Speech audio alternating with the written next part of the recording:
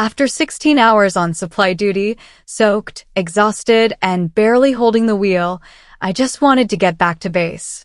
My hands were cramping from gripping the steering wheel so tight. My uniform was drenched in sweat and rain, and every muscle in my body screamed for rest. The rain was relentless that night, floods swallowing the road, lightning splitting the sky like God himself was tearing the world apart. I'd been running classified transport for 3 years, and I knew the rules better than my own name. No stops, no deviations, no exceptions. The cargo in my truck was worth more than my entire military career, and losing it would mean court-martial, dishonor, and the end of everything I'd worked for since I was 18 years old. But then I saw it, a car half-submerged, hazard lights flickering through the storm like a desperate heartbeat. A parent waving frantically, a child crying in the back seat, their voices lost in the thunder, but their terror written across their faces in the strobing light. I knew the rule. I'd memorized it, recited it, lived by it for years. No unauthorized stops during classified transport. Period. End of discussion. But in that moment, staring at that family drowning in the darkness, protocol didn't matter. Regulations didn't matter. My career didn't matter. Humanity did. My radio crackled with static and orders. All units maintain movement. No stops authorized. Weather advisory in effect. But I couldn't drive past.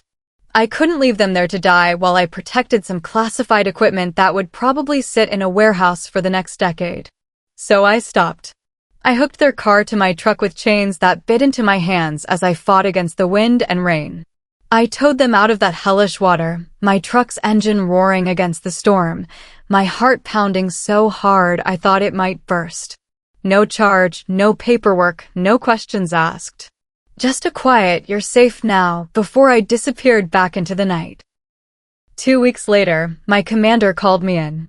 My knees went weak when I saw who was sitting in that room, a man in a 4-star uniform, silver stars gleaming under the harsh fluorescent lights.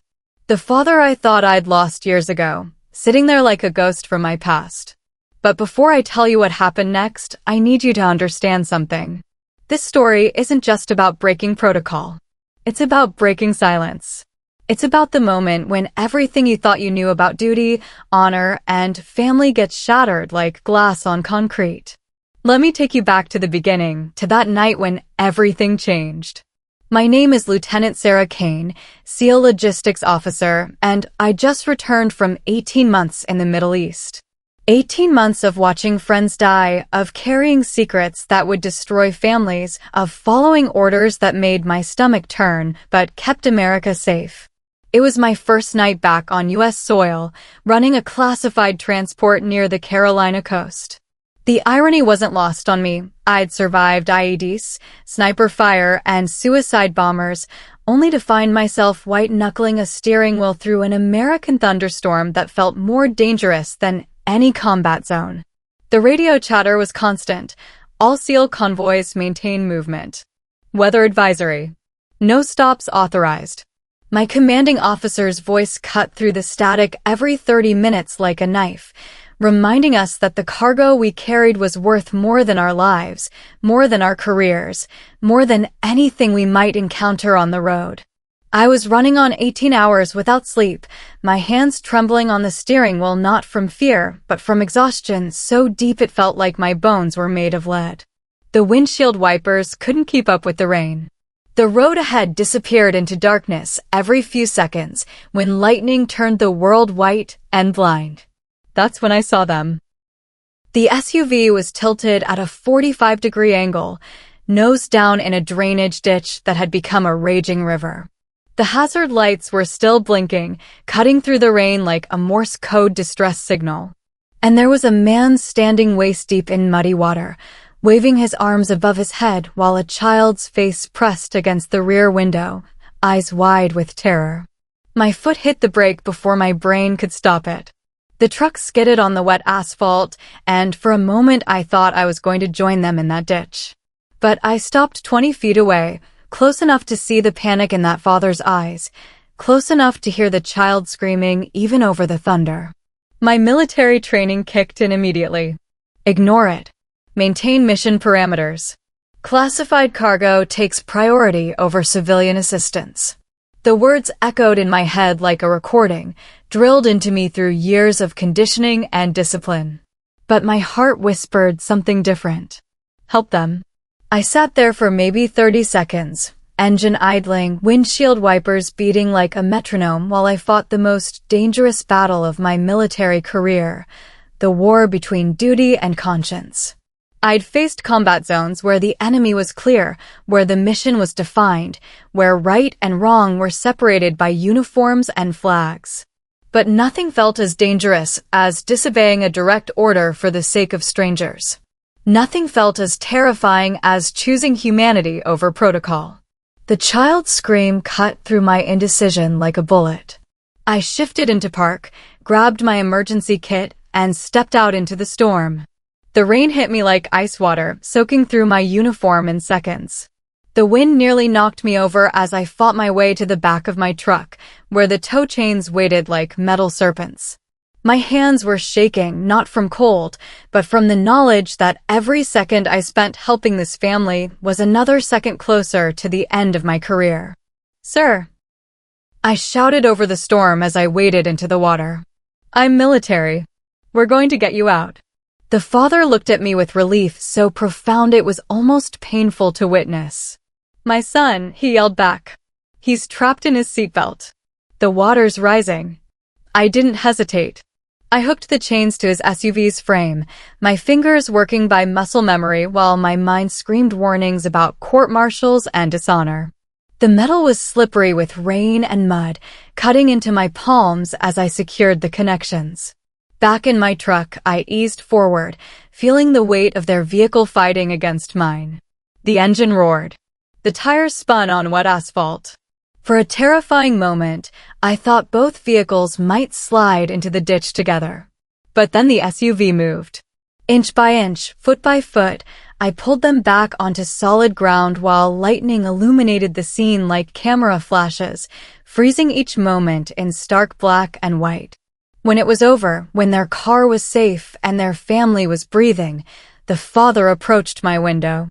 Water dripped from his hair, and his hands shook as he reached for his wallet. "How much do I owe you?" he asked.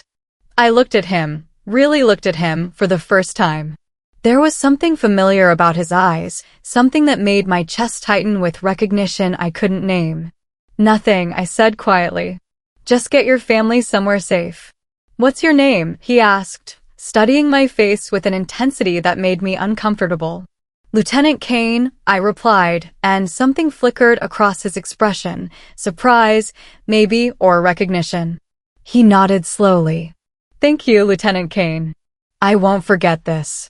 Then he was gone, driving into the storm with his family safe in the back seat, leaving me alone with the weight of what I'd done and the certainty that everything was about to change.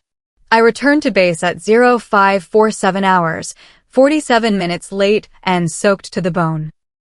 The classified cargo was intact, undamaged, and properly secured. My mission parameters had been met except for one crucial detail. I'd stopped when stopping was forbidden. A report was already waiting on my desk when I dragged myself into the office. The paper was crisp and white, official letterhead stark against the green metal of my desk. Breach of SEAL protocol, unauthorized civilian aid during classified transport. Someone had been watching. Someone always was. My stomach dropped as I read the details. Time of incident. Duration of delay. Violation of direct orders. Each word felt like a nail in the coffin of my military career, each sentence a step closer to the disgrace that had haunted my nightmares since basic training. At 0800 hours, I was called into the commanding officer's office. Colonel Mason sat behind his desk like a judge at a tribunal, his face carved from stone and disappointment. The American flag hung limp in the corner, and I couldn't help but think about what it was supposed to represent: freedom, justice, protection of the innocent. "Lieutenant Kane," he said without looking up from the report. "You compromised the mission. Do you understand what that means?" I stood at attention, My uniform still damp from the night before, my hands steady despite the tremor in my voice. "Yes, sir. I understand I saved a family." The words hung in the air between us like smoke from a gunshot. Colonel Mason's eyes snapped up to meet mine, and I saw something cold and calculating in them that made my blood freeze. "You understand that you violated direct orders," he corrected. "You understand that you put classified materials at risk. You understand that your personal feelings don't override military protocol." "Sir, the cargo was never compromised. The delay was minimal. No security breach occurred. The delay was unauthorized." His fist hit the desk hard enough to make his coffee cup jump. "Lieutenant, in this unit, we follow orders. We don't play Good Samaritan with classified transports. We don't make judgment calls about civilian welfare when national security is at stake." I wanted to scream. I wanted to ask him if he'd ever seen a child's face pressed against a car window while floodwater rose around them. I wanted to demand how protecting a box of equipment was more important than protecting human lives. But I stood at attention and took it because that's what soldiers do. He signed the reprimand with deliberate strokes, each letter a mark against my record, my future, my worth as a human being. Demotion to ensign. Desk duty pending internal review. "You're grounded, Kane. No field operations, no transport duty, no nothing until we decide if you belong in this unit." The paper slid across his desk toward me like a death sentence. "Sign it." My hand shook as I picked up the pen. 18 years of military service, 3 combat deployments, commendations for valor and excellence, all reduced to this moment. This signature acknowledging that saving a family was wrong. I signed it. God help me, I signed it. The weeks that followed were the darkest of my military career. Fellow officers whispered when I passed in the corridors, their voices dropping to funeral tones as they discussed my incident. Some looked at me with pity, others with disgust, and a few with fear, as if my disobedience might be contagious. My closest peers, men and women I'd served with for years, suddenly found reasons to avoid eye contact when I entered a room. Conversations stopped mid-sentence when I approached. Invitations to off-duty gatherings mysteriously dried up. I'd become a pariah, a cautionary tale about what happens when soldiers forget their place. The worst part wasn't the isolation, it was the doubt. Late at night, sitting alone in the barracks with rain drumming against the windows, I found myself questioning everything I'd done, everything I believed in. My boots were still wet from that night, water stains marking the leather like reminders of my failure. I'd whisper to myself in the darkness, was I wrong to care? Was I wrong to stop? Was I wrong to choose human life over military protocol? Lightning would flash outside my window, illuminating the empty barracks, and silence would answer me back. Cold, judgmental silence that felt heavier than any reprimand, any demotion, any punishment they could devise. I'd lie awake staring at the ceiling, replaying that moment over and over again. The child's face in the window. The father's desperate waves. The choice between duty and humanity. And every time, I came to the same conclusion, I'd do it again. Even knowing the cost, even knowing the consequences, I'd make the same choice 1,000 times over. But that certainty didn't make the punishment any easier to bear. It didn't stop the whispers, the isolation, the slow destruction of everything I'd worked to build. It didn't heal the wound in my chest that grew larger every day, fed by the knowledge that my military family had turned their backs on me for doing what any decent human being would do. Some nights, I thought about quitting. About walking away from the military altogether and finding some civilian job where saving lives was considered a virtue instead of a crime. But that would have been giving up, and Canes don't give up. We endure. We survive. We fight back. Even when the fight seems hopeless. 2 weeks into my exile from active duty, an urgent message appeared on my desk like a harbinger of Judgment Day. Report to Command HQ, 0700 hours. Formal dress uniform required. Do not discuss with other personnel. My hands trembled as I read those words. Formal dress uniform meant serious business, promotion boards, courts-martial, or worse. After 2 weeks of desk duty and administrative purgatory, I was certain they were preparing to end my career with all the ceremony and honor they could muster. I spent the night polishing my dress blues until they gleamed like midnight water, pressing every seam until it could cut glass, preparing for what I assumed would be my professional funeral. The mirror showed me a hollow-eyed woman I barely recognized, someone who'd aged years in a matter of weeks. At 0655 hours, I stood outside the conference room at Command HQ, my reflection distorted in the polished brass nameplate that read, Admiral's Conference Room. My stomach churned with a mixture of dread and defiance. Whatever they were planning to do to me, I'd face it with dignity. I knocked twice, sharp and military. Enter. I walked into a room that felt like a courtroom, all dark wood and American flags and portraits of dead heroes watching from the walls. My commanding officer, Colonel Mason, sat at the far end of a conference table that could have accommodated a small army. But he wasn't alone. Someone else was seated beside him, a man whose uniform shimmered with more silver stars than I'd ever seen in one place. A 4-star admiral, his chest heavy with ribbons and commendations that told the story of a career spent in service to something greater than himself. My breath caught in my throat. The admiral stood as I entered, and protocol demanded that I come to attention and render honors. But something about his movement, something about the way he carried himself, made my chest tighten with a recognition I couldn't name. Lieutenant Kane, Colonel Mason said, his voice carefully neutral. Admiral Warren is here to review sealed disciplinary cases. Your file was flagged for senior review. The admiral turned toward me, and our eyes met across the conference table.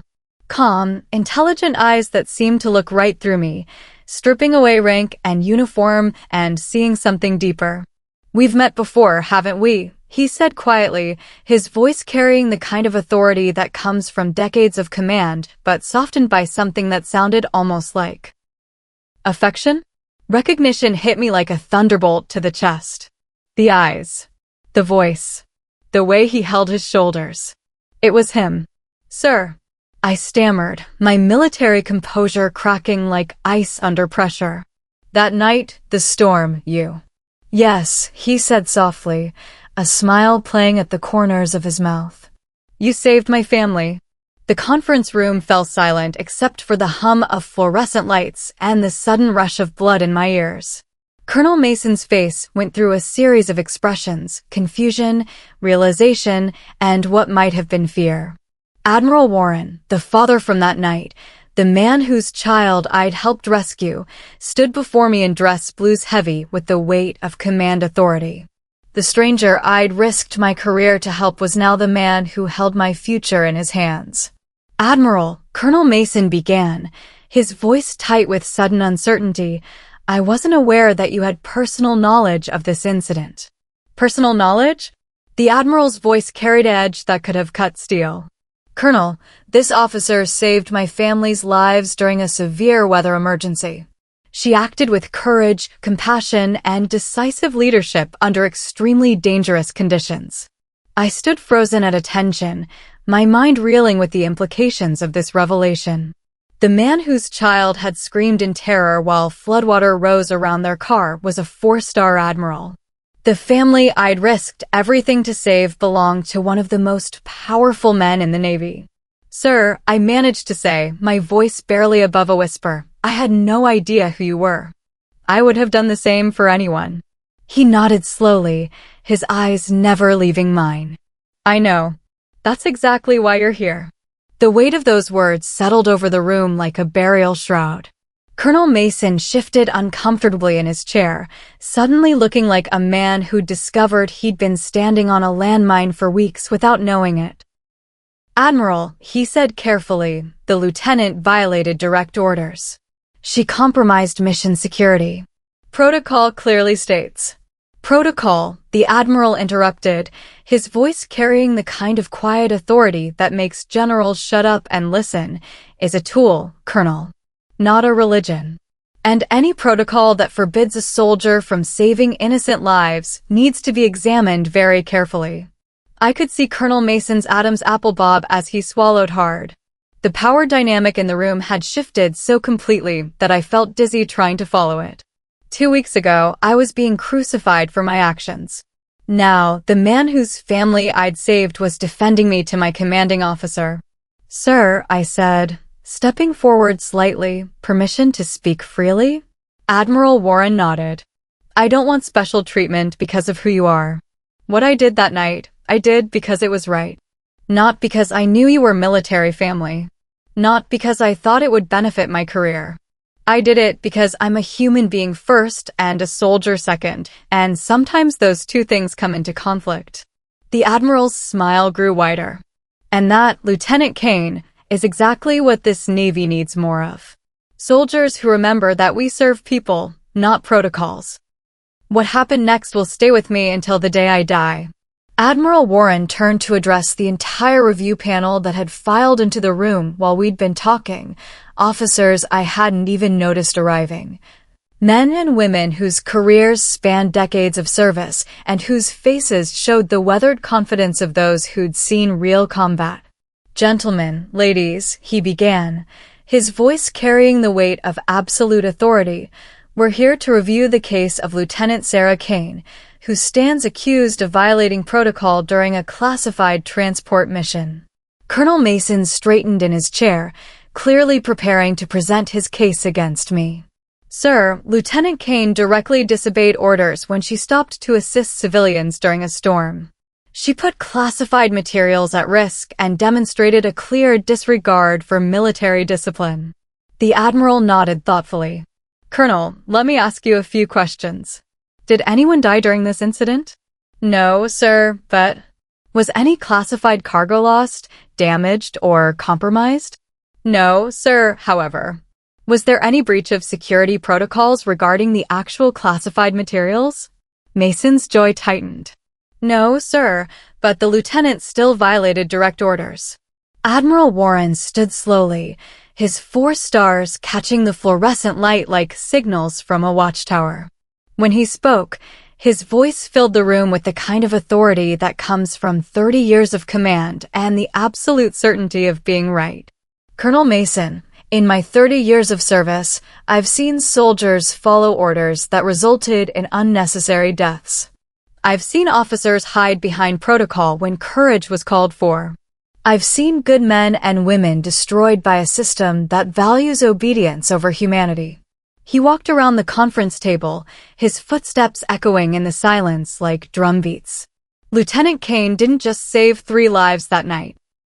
She demonstrated the kind of moral courage that separates good soldiers from great leaders.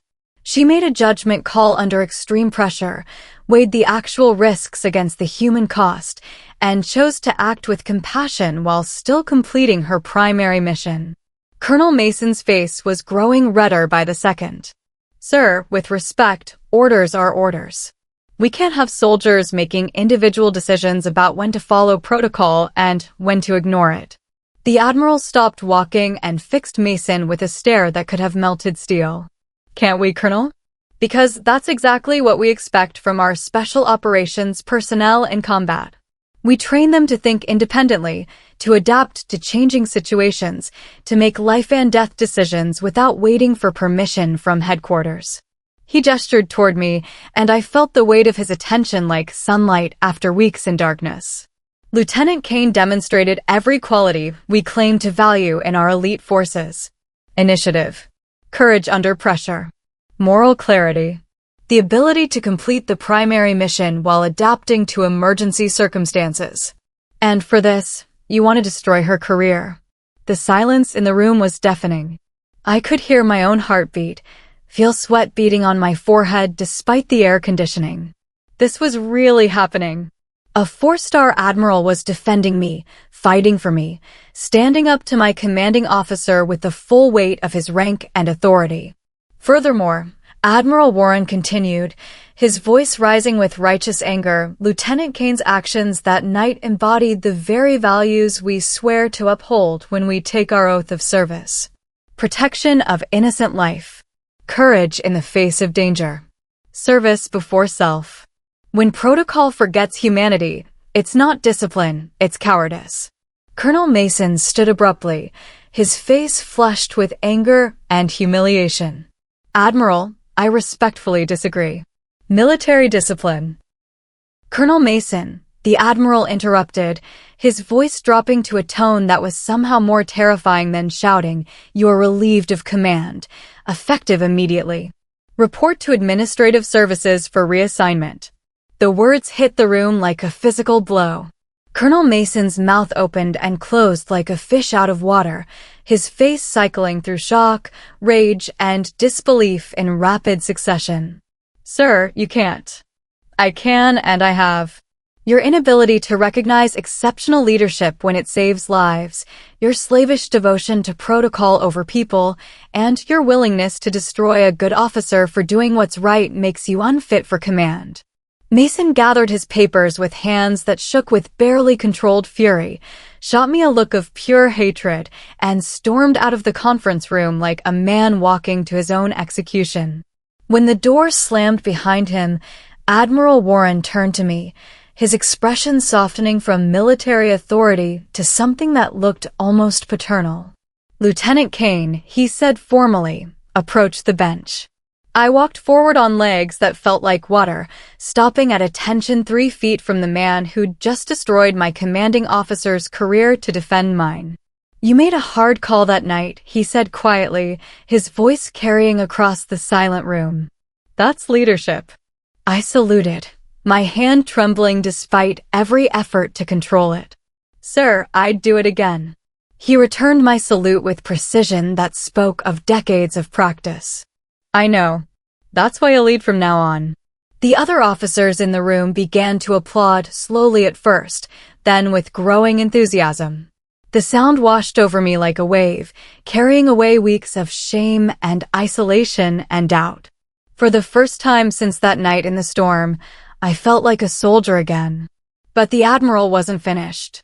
He gestured for silence, and the room fell quiet once more. Effective immediately, Lieutenant Kane is promoted to Lieutenant Commander and assigned to head the new SEAL Humanitarian Operations Division. Her first task will be to develop protocols that balance operational security with our moral obligation to protect innocent life. My knees nearly buckled. Promotion? A new command? After weeks of exile and punishment, I was being elevated to a position I'd never dared dream of holding.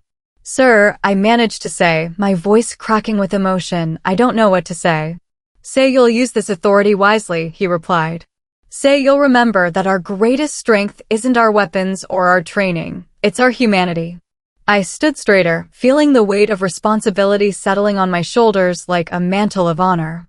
"I will, sir. I swear it." As the meeting dispersed and officers filed out congratulating me, shaking my hand, welcoming me back into the brotherhood I'd thought was lost forever, I caught Admiral Warren's eye across the room. He nodded once, a gesture of approval and recognition that felt better than any medal I'd ever received. But something in his expression suggested this wasn't over. There was more to the story, more to his interest in my case than simple gratitude for helping a stranded family. The way he looked at me, the careful attention he'd paid to my file, the fact that he'd personally intervened in a minor disciplinary case, none of it made sense for a random act of kindness. I was about to discover that some storms reveal more than just character. Sometimes they reveal family. After the other officers had left, after the congratulations and handshakes and promises of future cooperation had faded into echo, Admiral Warren asked me to remain behind. The conference room felt different now, smaller, more intimate, heavy with the weight of unspoken secrets. "Please, sit down, Sarah," he said, and the use of my first name sent a chill down my spine. In 36 years of life, no superior officer had ever called me by my first name. Ever. I sat across from him at the conference table, my new rank insignia still fresh in my hands, my mind reeling from the day's revelations. The man who'd just saved my career sat back in his chair, studying my face with an intensity that made me deeply uncomfortable. Do you know why I was in North Carolina that night? He asked quietly. No, sir.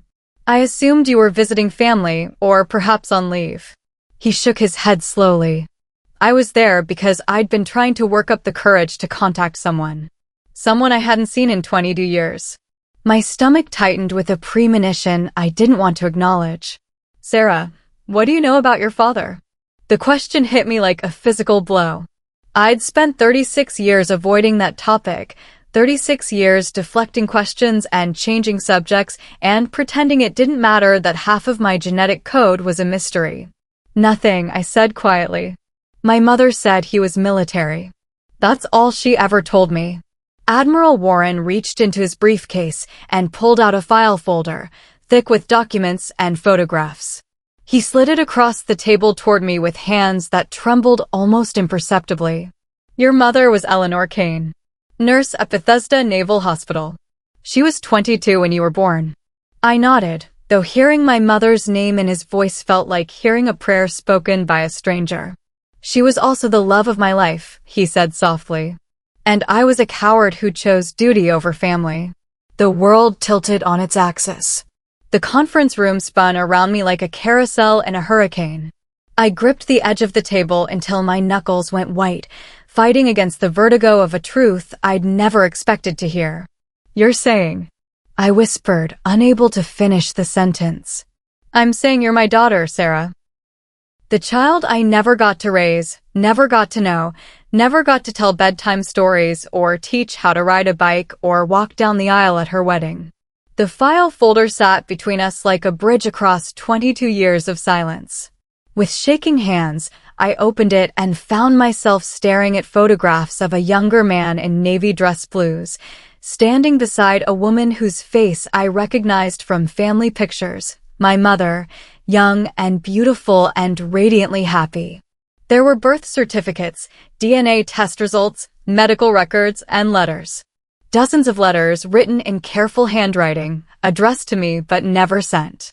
Birthday wishes for every year I'd been alive. Christmas cards signed Love, Dad, that had never left his desk drawer. Why? The word came out broken, barely recognizable as speech. Why didn't you ever contact me? Admiral Warren's composure cracked, and I saw tears gathering in eyes that had commanded fleets and faced down enemies of the United States without flinching. Because I was deep cover for 12 years, he said, his voice rough with emotion. Special operations, classified beyond any clearance level you can imagine. Contact with family members was forbidden. Any personal relationships could have compromised not just my mission, but national security itself. I flipped through the letters, reading fragments of a father's love expressed in words I'd never heard, in handwriting I'd never seen. Birthday wishes. Proud congratulations on my military achievements. Fears for my safety during deployments. All the emotions of parenthood preserved in paper and silence. Your mother understood, he continued. She knew the risks. She agreed to the separation because she believed in what I was doing. But she never told you because she thought it would be easier if you believed I'd simply abandoned you rather than knowing I'd chosen duty over family. The cruelest irony was almost too much to bear.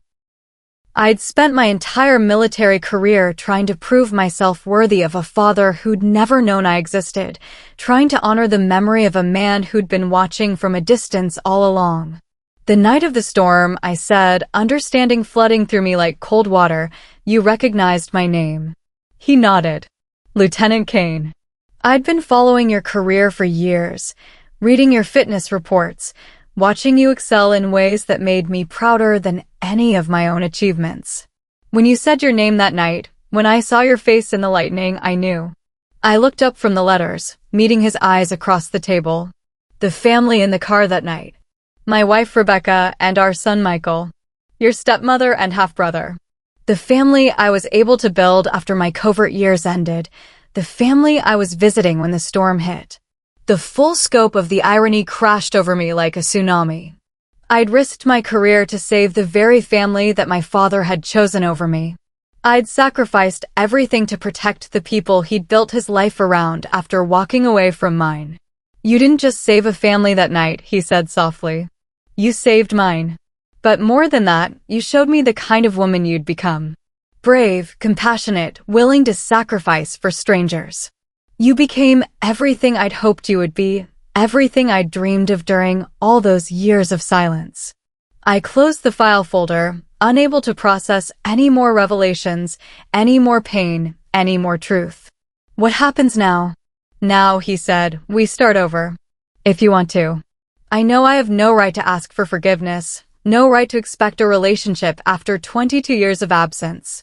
But I'm hoping we might find a way forward. I stood up slowly, my new rank insignia still clutched in my hand, my mind spinning with the magnitude of everything that had changed in the span of a single conversation. You created the Humanitarian Operations Division for me, I said, understanding another piece of the puzzle. I created it because what you did that night, choosing humanity over protocol, that's what this military should be about. That's what I spent 12 years of my life defending. The right to save lives, to protect the innocent, to choose compassion when the easy path would be to look away. He stood as well, and for a moment we faced each other across the conference table, father and daughter, admiral and lieutenant commander, strangers learning to be family. There's something else, he said, reaching into his briefcase once more. I've written a new directive for all SEAL operations. It's being distributed fleet-wide as we speak. He handed me a document bearing the official seal of the Chief of Naval Operations. I read the title with growing amazement, The Samaritan Protocol Authorizing Field Discretion for Humanitarian Assistance During Military Operations. It's named after what you did that night, he explained. From now on, SEAL officers have explicit authority to render aid to civilians in crisis, provided it doesn't compromise operational security or classified materials. What you did, what you were punished for, is now official policy. I looked at the document through tears I couldn't control anymore. My moment of perceived weakness, my career-ending disobedience, had become a guiding principle for the entire Navy's Special Operations community. Why? I asked again. Because you were right, he said simply. Because honor isn't about blind obedience.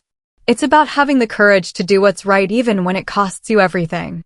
Because I may have missed the first 36 years of your life, but I'll be damned if I miss watching you change the world. For the first time in my life, I hugged my father. He held me like he was afraid I might disappear, like he was trying to make up for 22 years of missed embraces in a single moment. And maybe somehow he was. I'm sorry, he whispered against my hair. I'm so sorry for all the years we lost. We'll make new ones, I whispered back. We'll make better ones. 1 year later, I stood on the deck of the USS Intrepid, watching the sun rise over San Diego Bay while my team prepared for another humanitarian mission. The SEAL Humanitarian Operations Division had grown from a single experimental unit to a full fleet program, with teams stationed at bases around the world. My office walls were covered with photographs now, rescue operations in hurricane zones, earthquake relief efforts, flood evacuations, and wildfire assistance. Each image told the story of military personnel choosing humanity over protocol, of soldiers who understood that sometimes the greatest victories don't involve defeating enemies, but saving lives. The framed directive on my desk bore my father's signature and the official seal that made compassion a military virtue. But beside it sat another photograph, one that captured the moment everything changed, my truck towing an SUV through a thunderstorm, headlights cutting through darkness, while lightning illuminated two vehicles bound together by chains and choice. My father had written something on the back of that photograph, words that I read every morning before beginning another day of leading others to choose courage over convenience.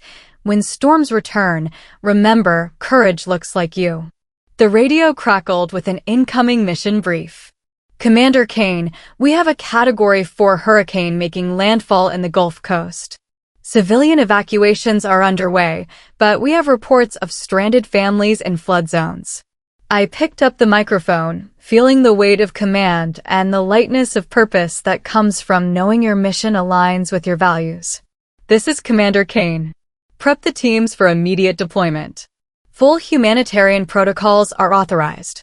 We're going to save some lives today. As my team loaded equipment and prepared for another storm, another chance to choose humanity over protocol, I thought about the path that had brought me here. 6 months ago, I'd been facing court-martial for breaking rules.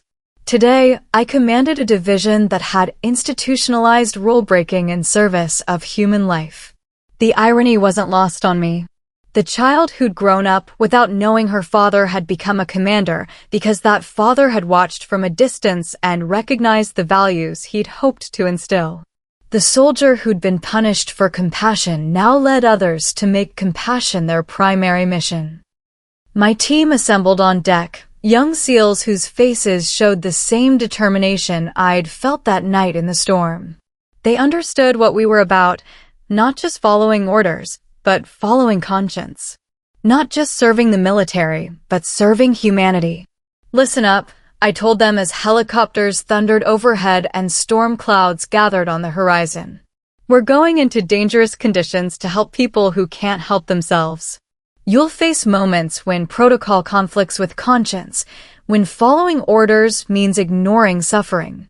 I looked at each face, seeing myself reflected in their eyes, soldiers who joined the military to make a difference, to protect and serve and stand between innocent people and harm. When those moments come, remember why you took the oath. Remember that honor isn't about obedience. It's about having the courage to do what's right even when it costs you everything. Remember that storms don't build heroes. They reveal them. The helicopters lifted off into gray skies, carrying my team toward another storm, another test, another opportunity to prove that the greatest strength of the American military isn't our weapons or our technology. It's our unwillingness to look away when people need help. As I watched them disappear into the distance, I felt my father's hand on my shoulder. He'd come to see us off, a tradition he'd started when the program began. Proud of you, he said quietly, words I'd waited 36 years to hear. Proud to be your daughter, I replied, words I'd never thought I'd have the chance to say. The storm clouds gathered strength on the horizon, dark and threatening and full of the kind of danger that reveals character. Somewhere out there, families were trapped in rising water, children were crying in the darkness, and parents were making desperate choices about survival. But they wouldn't face those storms alone. My team would find them, help them, save them.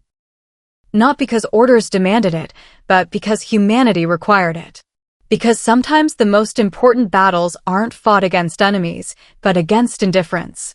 Sometimes the greatest victories don't involve defeating others, but saving them. Honor isn't about obedience. It's about conscience. I broke a rule that night, but I found my family and my purpose. I discovered that doing right sometimes costs you everything, but it also gives you everything that matters. The radio crackled with reports from the storm zone. Commander Kane, we have visual on stranded civilians. Multiple families, including children. Requesting permission to engage. I smiled, thinking about protocol and humanity, about fathers and daughters, about the moment when everything changes because someone chooses courage over convenience. Permission granted, I said. Bring them home. The storm raged on, but it would not rage alone. We would meet it head-on, not as soldiers following orders, but as human beings choosing to answer the call of conscience. We would prove once again that storms don't build heroes. They reveal them. And sometimes, if you're very lucky, they reveal that the heroes were there all along waiting in the darkness, ready to risk everything to pull strangers from the flood, ready to choose humanity over protocol, ready to discover that saving others is the only way to save yourself. The thunder rolled across the water like applause, and somewhere in the distance, lightning split the sky like a revelation. Another storm, another chance to be human, another opportunity to prove that courage looks like stopping when stopping is forbidden, helping when helping is dangerous, and choosing family, blood, or chosen over everything else. When storms return, remember, courage looks like you.